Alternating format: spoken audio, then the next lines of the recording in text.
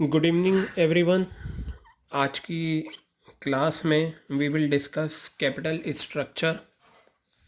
हमारा next topic है capital structure. This topic is very very important from examination point of view. Let's see what is the meaning of capital structure and what are the factors which will affect capital structure of a firm। बेटा ध्यान से सुनिएगा। इससे पहले हमने एक decision करा था। 3 डिसीजन हमारे हैं, जिसमें एक डिविडेंड डिसीजन है, एक आपका फाइनेंसिंग डिसीजन है, एक क्या है, इन्वेस्टमेंट डिसीजन। तो फाइनेंसिंग डिसीजन में आपने ये सीखा था कि कितने फ़ंड की हमें ज़रूरत होती है। शेयर होल्डर फंड यानी कि इक्विटी शेयर से हम कितना पैसा लें और डिबेंचर से हम कितना पैसा लें। फॉर एग्ज़ाम्पल, अगर हमें 1 करोड़ रुपए की ज़रूरत है तो हमें 70 लाख रुपए अगर हम इक्विटी से लेते हैं और ये 30 लाख रुपए डिबेंचर से लेते हैं तो इसे हम बोलते हैं फाइनेंसिंग डिसीजन। कितना, हाउ मच, कितने अमाउंट की ज़रूरत। लेकिन अगर यही बात होती है परसेंटेज में, देखिए क्या लिखा हुआ है, capital structure means proportion of debt and equity. Proportion का मतलब हो गया परसेंटेज। क्या हो गया प्रोपोर्शन का मतलब? परसेंटेज। डेट और इक्विटी का, that means debentures, that means debentures for financing the operation of business. For example देखिए यहाँ पर देखिएगा, मान लीजिए ये एक बॉक्स है, ठीक है, और ये हमें 1 करोड़ रुपए की ज़रूरत है बिजनेस के लिए। We need money of rupees 1 crore rupees. 1 crore रुपए की हमें ज़रूरत है, ठीक है। अब हमारे पास 2 ऑप्शंस हैं, एक ऑप्शन है इक्विटी और एक है डिबेंचर्स। तो हमारे पास देखिए ये ऑप्शन बन सकते हैं कि सारा पैसा इक्विटी से ले लें, ये मैं इक्विटी ले लूँ और ये मैं डिबेंचर्स ले लूँ। अगर मैं 100% इक्विटी से लेता हूँ तो 0% डिबेंचर से, और अगर ये 90% लिया तो ये 10% होगा, फिर ये 80%, ये 20%, ये 70%, ये 30%, 60%, ये 40%, 50% एंड 50%। फिर ये आपका आ जाएगा बेटा, यहाँ कंटिन्यू करता हूँ, 40%, ये 60%, ये 30 और ये 70, 20, 80, 10, 90, 0, 100। ये हमारे बहुत सारे ऑप्शन हैं। इसका मतलब ये है कि अगर मैं ये फॉलो करता हूँ 80-20, तो 1 करोड़ रुपए में से 80% means 80 lakh rupees will be financed by equity shares and 20% means 20 lakh rupees will be financed by debentures. ये हमारे पास बहुत सारे प्रोपोर्शन हैं। देखिए अगर हम ये देखते हैं 100% इक्विटी और डिबेंचर 0%, ऐसा किसी भी कंपनी का कैपिटल स्ट्रक्चर नहीं होता।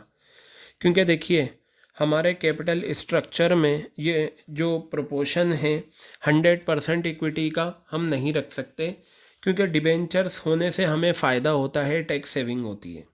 और 100% डिबेंचर होल्डर्स भी नहीं हो सकते, क्योंकि फिर कंपनी में कोई मालिक रहेगा नहीं, सारे ही लेनदार होंगे।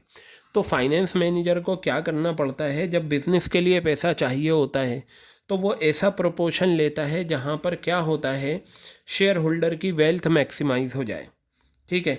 मान लो कंपनी ने चेक करके ये देखा कि ये जो 40-60% वाला ऑप्शन है, 40% इक्विटी 60% डिबेंचर्स, इस पर शेयर होल्डर की वेल्थ मैक्सिमाइज हो रही है, इसी को हम चूज़ कर लेंगे और इसे हम कहेंगे ऑप्टिमम कैपिटल स्ट्रक्चर। क्या कहेंगे हम इसे?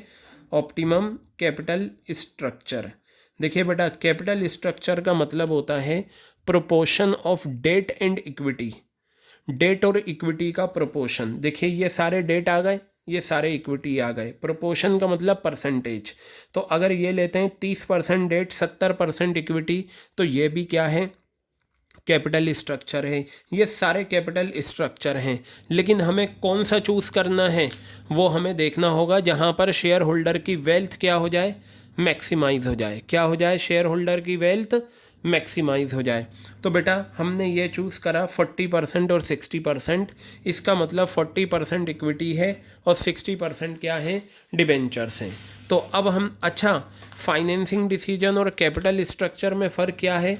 फाइनेंसिंग डिसीजन जो बात करता है वो करता है कितने अमाउंट की, और कैपिटल स्ट्रक्चर बात करता है परसेंटेज की। किसकी बात करता है ये, परसेंटेज। वहाँ अमाउंट हम देखते हैं कि कितना अमाउंट इक्विटी शेयर से लेना है और कितना अमाउंट डिबेंचर से लेना है।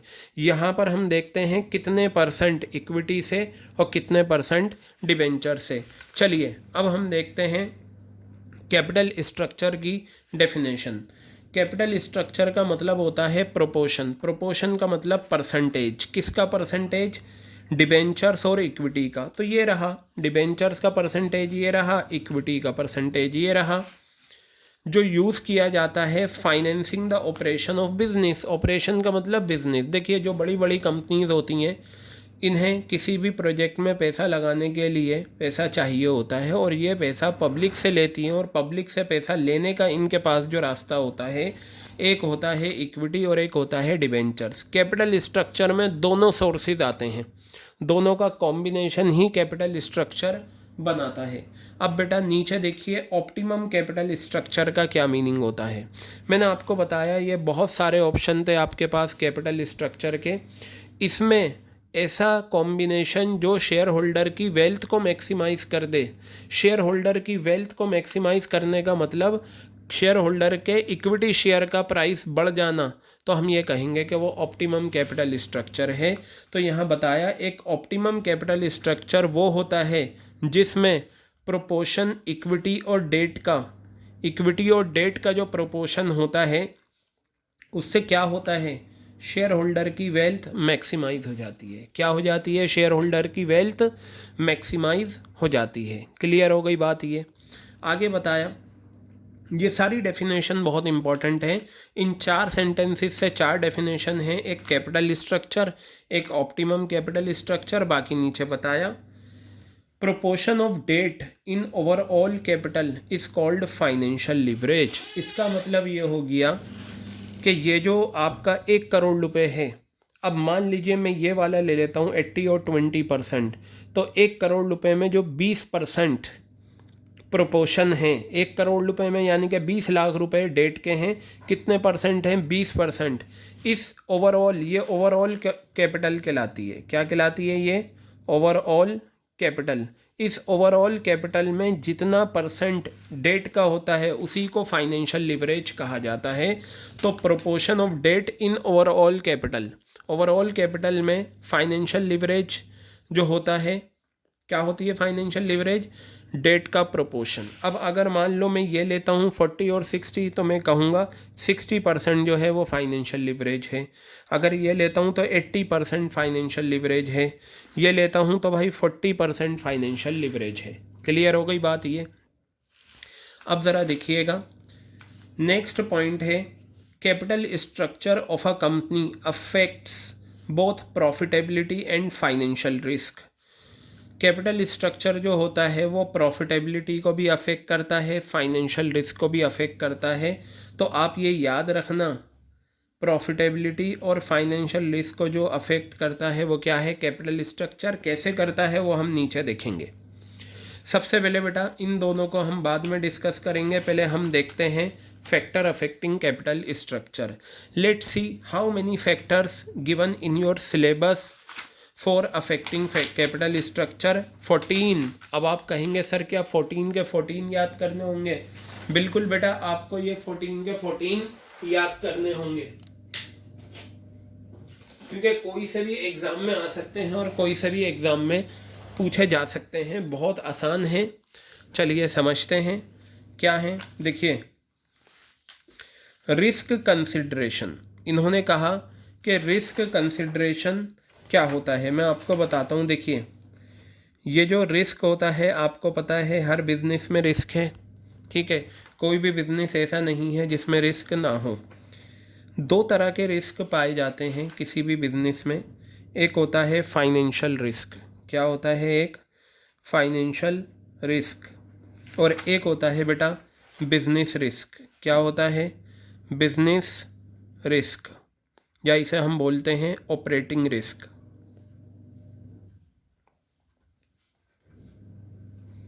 ठीक है, अब इधर देखिए, फाइनेंशियल रिस्क जो अराइज होता है, ठीक है, वो अराइज होता है due to fixed financial charges. वो अराइज होता है due to fixed financial charges. Fixed financial charges की वजह से जो रिस्क अराइज होता है वो फाइनेंशियल रिस्क है। और जो रिस्क फिक्स्ड ऑपरेटिंग कॉस्ट, किसकी वजह से अराइज होता है? फिक्स्ड ऑपरेटिंग कॉस्ट की वजह से अराइज होता है, उसे हम बोलते हैं क्या बेटा? Business risk. चलिए देखते हैं फिक्स फाइनेंशियल चार्जेस क्या होते हैं। देखिए, इंटरेस्ट पेमेंट, हमें इंटरेस्ट पे करना होता है बेटा। ठीक है, प्रेफरेंस डिविडेंड, डिविडेंड का जो प्रेफरेंस डिविडेंड जो होता है। और एक आ गया रिपेमेंट ऑफ डेट। ये मैं आपको समझाता हूँ, देखिएगा। आपको एक बात अच्छे से पता है, रिस्क जो है वो हर इंसान के ज़िंदगी के साथ जुड़ा हुआ है। ठीक है, जैसे फॉर एग्ज़ाम्पल एक फ्रूट सेलर ये सोचे कि मेरे ये जो मैंगो हैं ये सेल होंगे भी या नहीं, तो ये एक तरह का रिस्क है। अगर फ्रूट्स नहीं बिके तो उसका सामान ख़राब हो सकता है।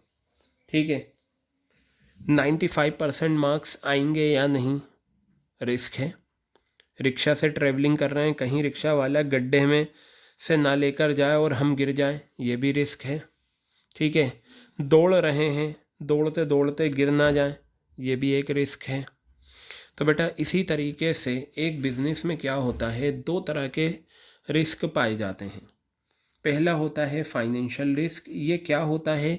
ये वो रिस्क होता है जो फिक्स्ड फाइनेंशियल चार्जेस की वजह से होता है। ठीक है, जैसे आपने देखा इंटरेस्ट पेमेंट। जब एक कंपनी बैंक से या फाइनेंशियल इंस्टीट्यूशन से लोन लेती है तो उस लोन पर कंपनी को इंटरेस्ट देना होता है।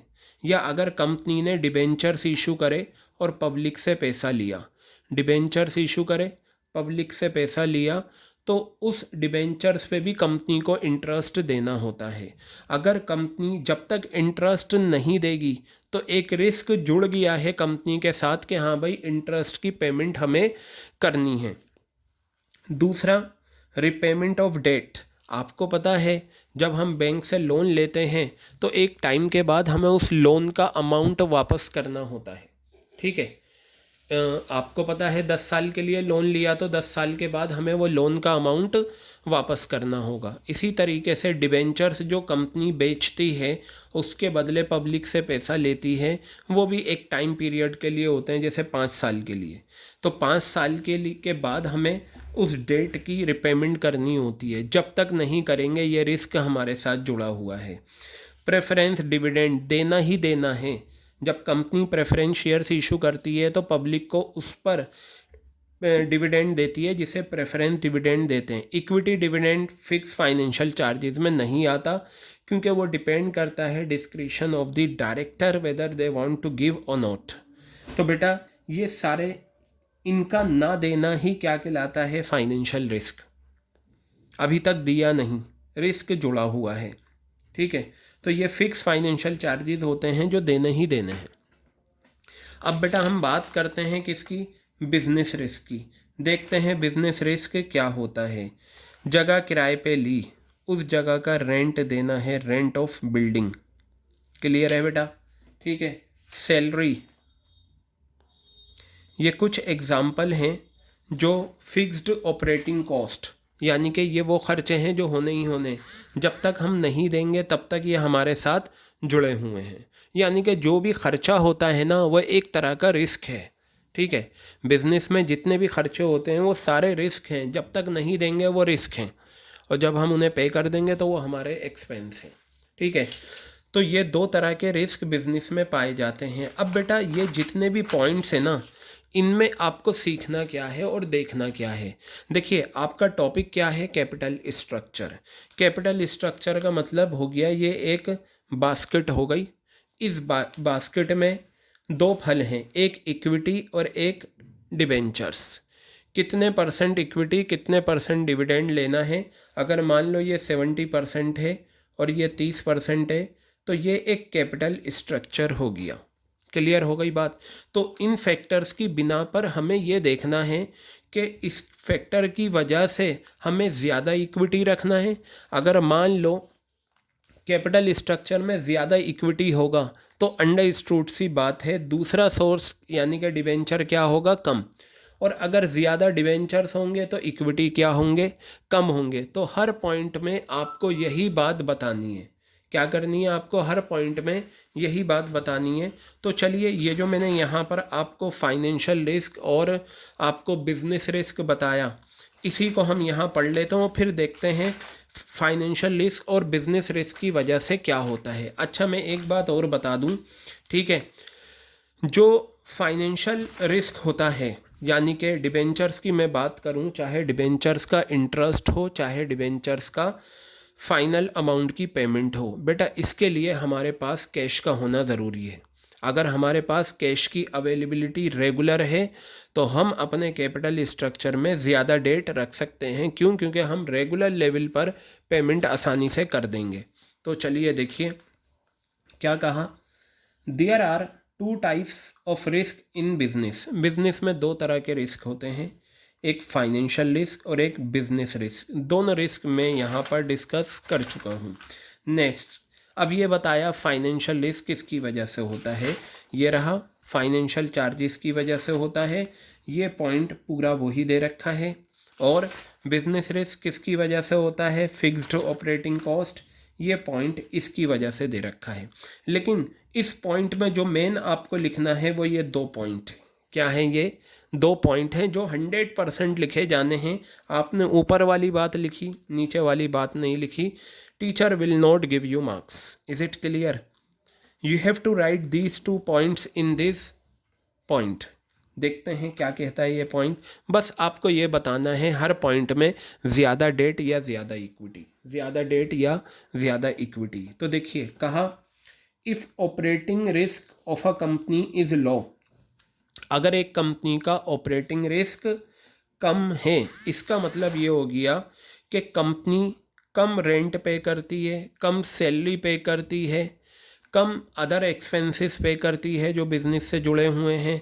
तो जब कंपनी का पैसा यहाँ पर कम जाता है, ऑपरेटिंग रिस्क कम है, तो कंपनी के पास इतना पैसा होगा कि कंपनी आसानी से इन खर्चों की पेमेंट कर सके। तो ऐसी सिचुएशन में कंपनी अपने कैपिटल स्ट्रक्चर में ज़्यादा डेट रख सकती है। तो देखो बेटा वही बात बताई, if operating risk of a company is low. आप इसे यूँ बना सकते हैं, ऑपरेटिंग रिस्क और आगे लिख लीजिए एरो बनाकर लो।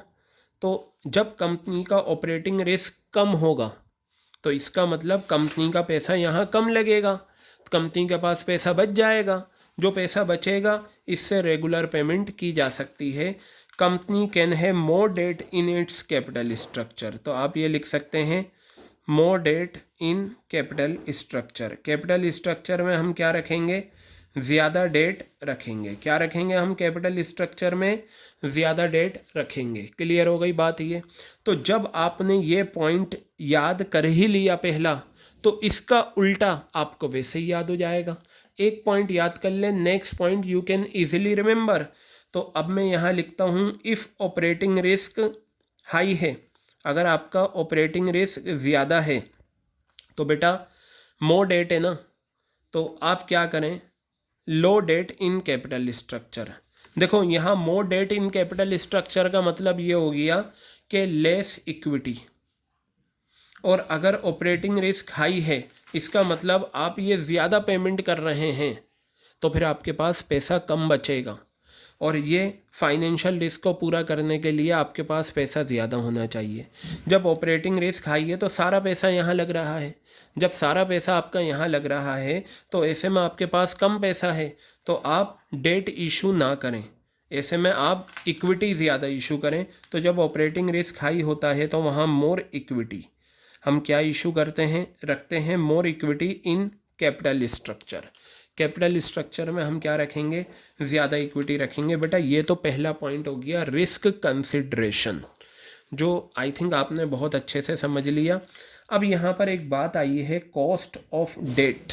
इसका क्या मतलब होता है, ये देखिए, अगर आपको ऐसे लिखा हुआ है 10% लोन, 11% लोन या 10% डिबेंचर्स, दोनों एक ही चीज़ मानकर चलें आप, 11% डिबेंचर्स, ठीक है बेटा, 12% डिबेंचर्स।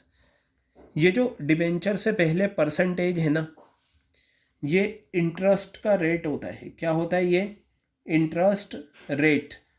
और बेटा इसी को ही कॉस्ट ऑफ डेट कहा जाता है, यानी कि रेट ऑफ इंटरेस्ट जो होता है वो क्या होता है, कॉस्ट ऑफ डेट होता है। ये भी क्या है, कॉस्ट ऑफ डेट, ये भी क्या है, कॉस्ट ऑफ डेट है। क्लियर हो गई बात।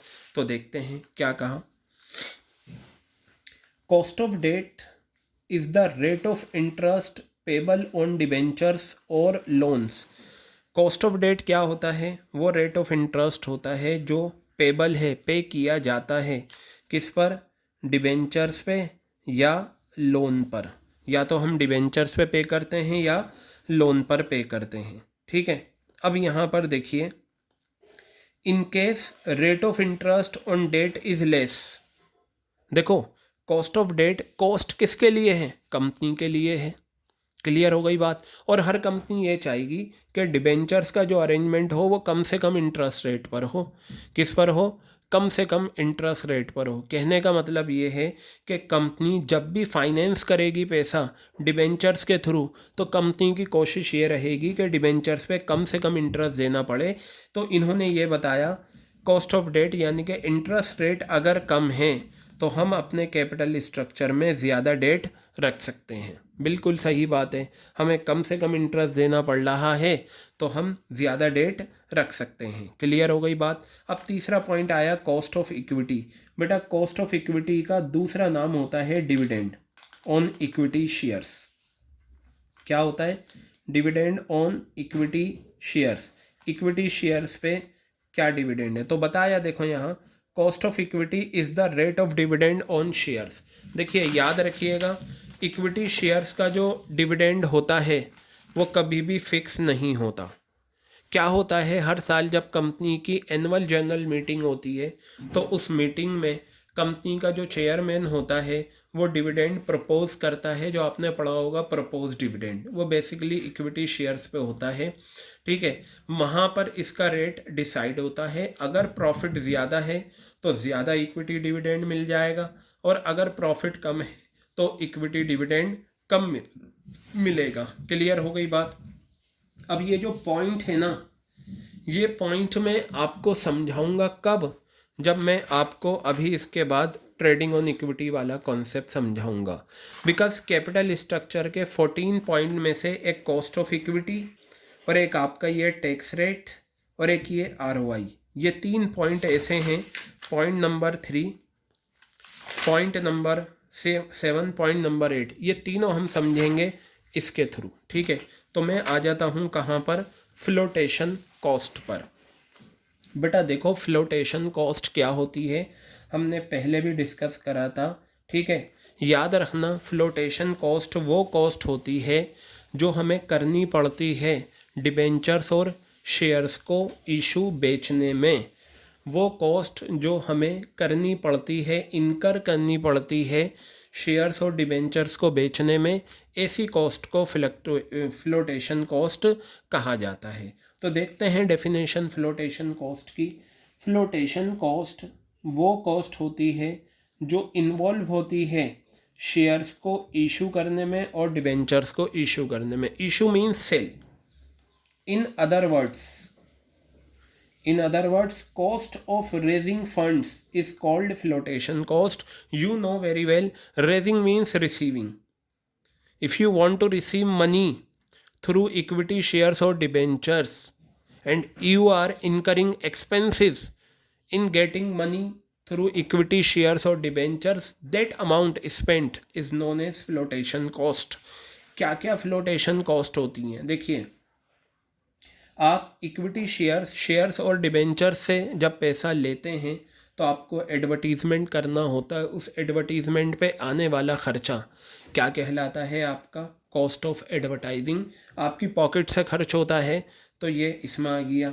प्रिंटिंग प्रोस्पेक्टस, जो कंपनी प्रोस्पेक्टस प्रिंट कराती है, प्रिंट कराने में भी खर्चा आता है बेटा, उसे हम बोलते हैं क्या? Cost of prospectus. ठीक है, printing prospectus. Commission of under writers होते हैं, उनकी कमीशन। जो ब्रोकर्स होते हैं, जो मिडिल मैन होते हैं, उन्हें डीलिंग के बदले कमीशन दी जाती है जो कहलाती है ब्रोकरेज कमीशन। ठीक है, तो ये चारों एग्जाम्पल हैं किसके? फ्लोटेशन कॉस्ट के। अब इन्होंने एक बात बताई, कॉस्ट ऑफ इशूइंग डेट। जब कंपनी डिबेंचर्स बेचती है उसकी जो कॉस्ट होती है वो कम होती है cost of issue of shares. अब बेटा, cost of issue of shares तो होगी या डिविडेंड, अभी मैंने बताया, और कॉस्ट ऑफ इशूइंग डेट होगी आपका इंटरेस्ट।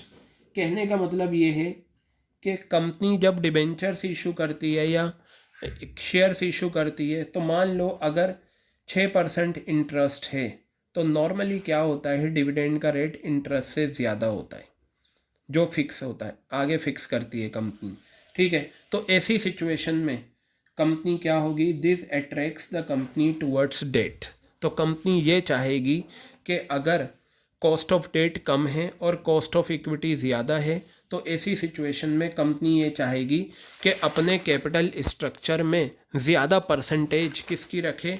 डेट की रखे। किसकी रखे? ज़्यादा परसेंटेज डेट की रखे। याद रखना, हर पॉइंट में आपको ये बात तो बतानी ही है कि ज़्यादा इक्विटी या ज़्यादा डेट, तभी आपका वो पॉइंट कंप्लीट होगा। बेटा अब आता है 5वां पॉइंट, कैश फ्लो पोजीशन। इसे नाम पढ़ते ही आपको ज़रूरत नहीं है पढ़ने की। बेटा सुनो, अगर मान लो कंपनी की कैश फ्लो पोजीशन बहुत अच्छी है तो ऐसी सिचुएशन में कंपनी को अपने कैपिटल स्ट्रक्चर में ज़्यादा डेट रखने चाहिए।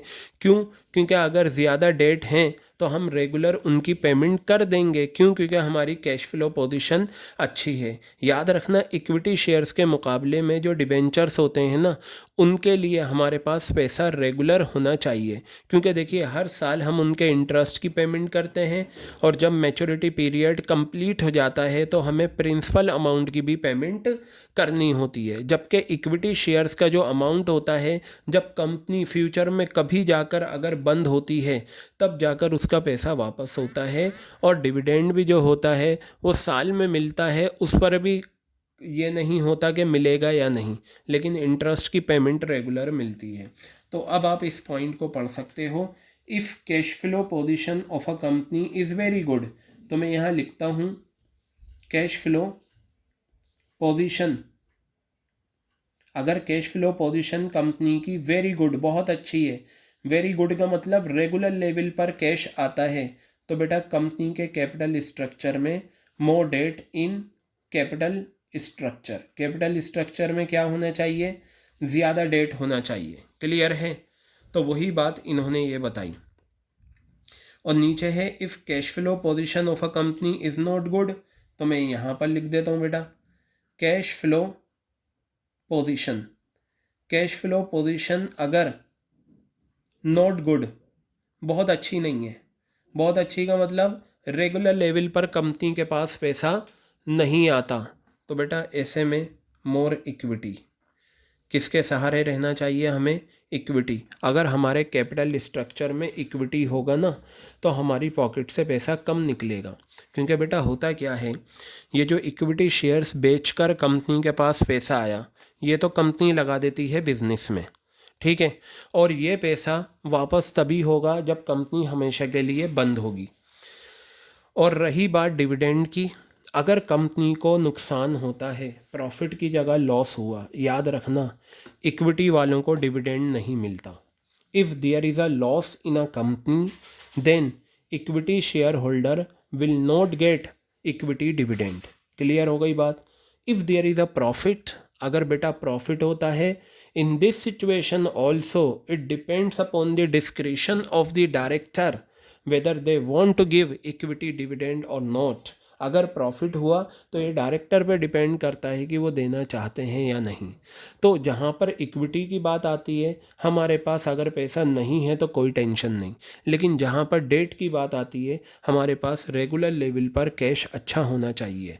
तो ये जो हमारा पॉइंट था कैश फ्लो पोजीशन, ये पॉइंट ये बता रहा है कि अगर आपकी कैश फ्लो पोजीशन बहुत अच्छी है, रेगुलर लेवल पर कैश आता है, तो आप अपने कैपिटल स्ट्रक्चर में ज़्यादा पैसा डिबेंचर से रखो, यानी कि डिबेंचर्स की ज़्यादा परसेंटेज रखो, क्योंकि आपको परेशानी नहीं होगी इंटरेस्ट की पेमेंट करने में। क्लियर हो गई बात ये। और अगर आपकी कैश फ्लो पोजीशन बहुत अच्छी नहीं है तो फिर आप क्या करें, ऐसी सिचुएशन में आप ज़्यादा इक्विटी रखें अपने कैपिटल स्ट्रक्चर में। तो बेटा कितने पॉइंट्स हमने कवर करे, risk consideration, cost of debt, flotation cost and cash flow position. We have completed 4 points. अब आ जाओ किस पर, कंट्रोल पर। किस पर आते हैं हम, कंट्रोल। देखिए बेटा, आपको पता है जो कंपनी के शेयर्स खरीदते हैं वो कंपनी के मेंबर बन जाते हैं। क्या बन जाते हैं, मेंबर, यानी कि ओनर। ओनरशिप का मतलब ये होता है कि उनके पास वोटिंग राइट आ जाता है, वो एनुअल जनरल मीटिंग में वोटिंग कर सकते हैं, अपनी बात रख सकते हैं। तो यहाँ पर ये बात बताई कंट्रोल की कि अगर कंपनी के ओनर और एग्जिस्टिंग शेयर होल्डर, देखिए मैं आपको एक बात बताऊं, जो आपने फाइनेंसिंग डिसीजन के कुछ पॉइंट करे थे ना, वो पॉइंट कुछ सिमिलर यहाँ पर भी हैं, लेकिन आपको फाइनेंसिंग डिसीजन में वही पॉइंट लिखने हैं जो उसमें मेंशन कर रखे हैं। तो ये बताया कंपनी के जो ओनर्स हैं और जो एग्जिस्टिंग शेयर होल्डर हैं, जिनके पास अभी कंपनी के शेयर्स हैं, वो एग्जिस्टिंग शेयर होल्डर कहलाएंगे। अगर वो कंप्लीट कंट्रोल रखना चाहते हैं कंपनी पर, वो ये नहीं चाहते कि कोई दूसरे लोग आएँ और उनका भी इस कंपनी पर कंट्रोल हो जाए, सिर्फ हमारा बना रहे और ओनर्स का बना रहे, तो बेटा ऐसे में आप अपने कैपिटल स्ट्रक्चर में ज़्यादा डेट रखें। ठीक है, तो ये आ गई ना बात, मोर डेट इन कैपिटल स्ट्रक्चर, क्योंकि जितने ज़्यादा डेट होंगे कंट्रोल पे कोई फ़र्क नहीं पड़ेगा, क्योंकि डेट जो होते हैं उन्हें वोटिंग राइट नहीं होता, वो सिर्फ लेनदार होते हैं, उन्हें पैसा लेना होता है, उन्हें वोटिंग राइट नहीं होता। आगे बताया, अगर ओनर और एग्जिस्टिंग शेयर होल्डर लिबरल हैं थोड़े, अगर एग्जिस्टिंग शेयर होल्डर और ओनर जो हैं वो लिबरल हैं, मतलब आसानी वाला रास्ता अपनाते हैं, थोड़े लीनियंट हैं कंट्रोल में कंपनी पर, तो वो अपने कैपिटल स्ट्रक्चर में ज़्यादा इक्विटी रखें। क्या रखें, अपने कैपिटल स्ट्रक्चर में ज़्यादा इक्विटी उन्हें रखना चाहिए। तो बेटा ये आपका पॉइंट था कंट्रोल। टैक्स रेट और ROI we will discuss with trading on equity. ठीक है, अब आ जाओ फ्लेक्सिबिलिटी। कौन सा पॉइंट है हमारा, फ्लेक्सिबिलिटी वाला पॉइंट है। देखते हैं ये क्या कहता है। फ्लेक्सिबिलिटी का मतलब होता है अगर ज़रूरत पड़ी कैपिटल का अमाउंट बढ़ाया जा सकता है और कम किया जा सकता है आसानी से। क्या कहा, फ्लेक्सिबिलिटी का मतलब होता है कि अगर ज़रूरत पड़ी तो कैपिटल का मतलब ये रहा, इक्विटी और डिबेंचर दोनों का पैसा मिलाकर कैपिटल बनता है बिजनेस की, और वही पैसा बिजनेस किसी और बिजनेस में लगा देता है। तो बताया amount of capital can be reduce in the business only in case of debt. जैसे मैं आपको बताता हूँ, मान लीजिए कंपनी ने 10 लाख रुपए के डिबेंचर्स इशू करे, ठीक है, डिबेंचर्स इशू करे, ये पैसा कभी ना कभी कंपनी को देना होता है। अगर कंपनी ने इसमें से 7 लाख रुपए पे कर दिए, कितने पे कर दिए, 7 लाख रुपए, डिबेंचर्स का पे करना बेटा क्या कहलाता है, रिडम्पशन। क्या कहलाता है, डिबेंचर्स का पे करना, रिडम्पशन। तो बताइए कैपिटल कम हो गया, पहले 10 लाख था, अब पे कर दिया तो कितना रह गया, 3 लाख, इसे हम कहेंगे डिक्रीज़। क्या कहेंगे, डिक्रीज़। इसी तरीके से अगर कंपनी ने नए डिबेंचर्स इशू करे तो वो ऐड हो जाएगा। तो इन्होंने ये चीज़ बताई कि कैपिटल का अमाउंट कम किया जा सकता है सिर्फ डिबेंचर्स के केस में और प्रेफरेंस शेयर्स के केस में। क्लियर हो गई बात। इक्विटी शेयर कैपिटल की रिपेमेंट पॉसिबल नहीं है कंपनी के द्वारा उसकी लाइफ टाइम में, यानी कि जब तक कंपनी चलेगी इक्विटी वालों का पैसा वापस नहीं होता। वो कब वापस होगा? जब कंपनी हमेशा के लिए बंद होगी। अगर कंपनी हमेशा के लिए बंद हो रही है तभी इक्विटी का पैसा वापस होता है, अदरवाइज नहीं। तो फ्लेक्सिबिलिटी के पॉइंट ऑफ व्यू से, क्योंकि पॉइंट फ्लेक्सिबिलिटी है, फ्लेक्सिबिलिटी का मतलब कैपिटल को बढ़ाया जा सकता है, कम किया जा सकता है, और वो पॉसिबल सिर्फ डिबेंचर्स के केस में है। तो अगर हम फ्लेक्सिबिलिटी का ऑप्शन देखें तो हमारे कैपिटल स्ट्रक्चर में कौन सा बेस्ट ऑप्शन है? डेट। तो बताया from view point of flexibility issuing debt is best. Debt issue करना क्या है? बेस्ट ऑप्शन है। तो बेटा ये पॉइंट भी हमारा हो गया फ्लेक्सिबिलिटी वाला। अब हम आते हैं अपना ये अदर पॉइंट्स हैं। तो आप ये जितने पॉइंट्स हैं ना, इन्हें एक पेज पर आगे एरो बनाकर, जैसे मैंने अदर टॉपिक्स में कराया था, आप बिल्कुल वैसे कर सकते हैं। बेटा ये इंटरेस्ट कवरेज रेशो हमने अकाउंट्स में पढ़ी थी, अकाउंटिंग रेशोज़ में इंटरेस्ट कवरेज रेशो। इसका मतलब क्या होता है? इंटरेस्ट कवरेज रेशो का जो मीनिंग है वो ये है, हाउ मेनी टाइम्स, कितनी बार profit before interest and tax PBIT करा था या नहीं, कितनी बार कंपनी का पीबीआईटी, पीबीआईटी का मतलब होता है ऑपरेटिंग प्रॉफिट, वो प्रॉफिट जो बिज़नेस से कमाया जाता है, वो प्रॉफिट जो मेन बिज़नेस, जिस चीज़ का हम बिज़नेस कर रहे हैं उससे कमाया जाता है। तो इंटरेस्ट कवरेज रेशो का मीनिंग होता है कितनी बार ऑपरेटिंग प्रॉफिट हमारे पास अवेलेबल है इंटरेस्ट की पेमेंट करने के लिए। ठीक है, क्योंकि आपको पता है प्रॉफिट में से ही इंटरेस्ट दिया जाता है। क्लियर हो गई बात? तो सबसे पहले डेफिनेशन क्या है?